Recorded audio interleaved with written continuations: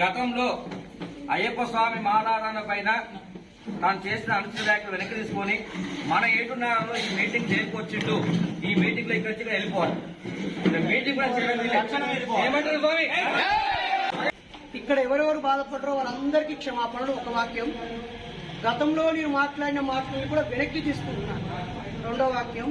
మూడోది, దానికి నాకు శిక్ష పడింది, జైలుకు వెళ్ళొచ్చాను, 2,60,000 నష్టపోయాను, 3 రాష్ట్రాల్లో కేసులయ్యాయి, 1,200 పోలీస్ స్టేషన్లో కేసులు భరించాను, నా భార్య పిల్లకి దూరంగా ఉన్నాను.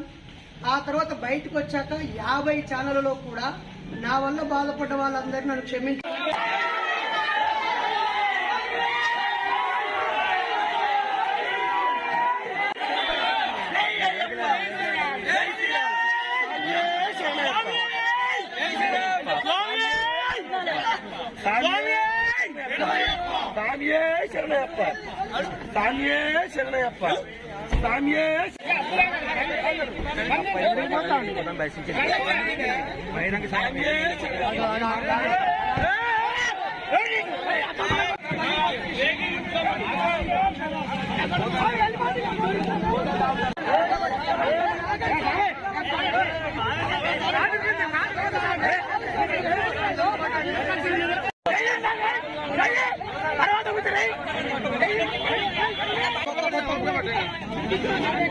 ఎందుకు పోతుకున్నా? ఎందుకు ఇప్పుడు ఈ సాయంత్రం ఎవరు బాగా చేద్దాం?